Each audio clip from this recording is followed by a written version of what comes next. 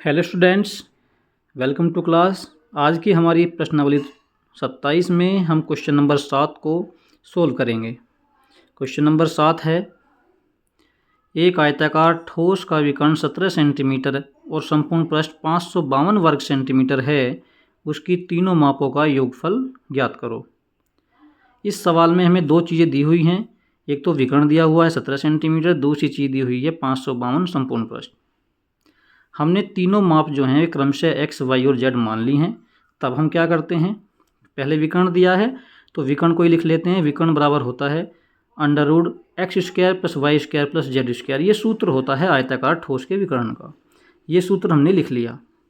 अब विकर्ण क्योंकि 17 दिया हुआ था तो विकर्ण के नीचे 17 रखा और x², y², z² इसको √ में रखा। अब दोनों तरफ का हम वर्ग करते हैं। 17 का वर्ग आता है 289 और इसका पूरे का वर्ग करेंगे तो ये हो जाएगा x² + y² + z²। इसके ऊपर से √ हट जाएगा। इसको मैं इक्वेशन फर्स्ट मान लेता हूँ। ठीक, दूसरी चीज़ दी हुई थी संपूर्ण पृष्ठ। संपूर्ण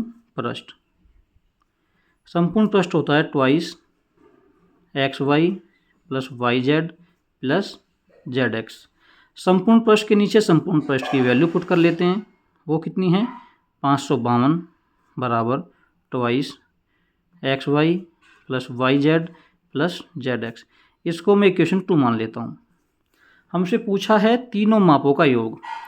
तो मेरे प्यारे बच्चों, तीनों मापों का योग मतलब क्या है, तीनों मापों का योग होता है, तीनों माप हमने मानी थी x, y और z, तो x + y + z। ठीक है, तीनों मापों का योग तो यही होगा और इसको हमने इक्वेशन मान लिया स्टार। ये इक्वेशन फर्स्ट, सेकंड और स्टार। अब x + y + z जैसे ही यहाँ लिखा तो मेरे दिमाग में बात आई कि मैं एक फॉर्मूला जानता हूँ। फॉर्मूला क्या है, x + y + z का होल स्क्वायर बराबर होता है x² + y² + z² plus 2xy + yz + zx।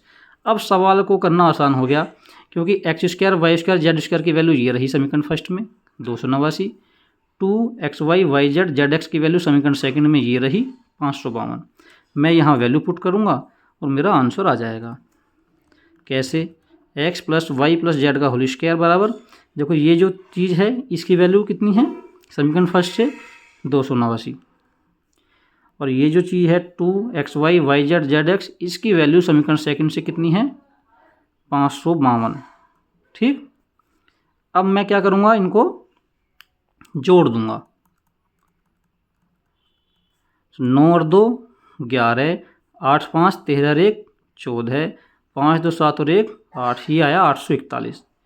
841 किसका वर्ग है प्यारे बच्चों, 841 वर्ग है 29 का।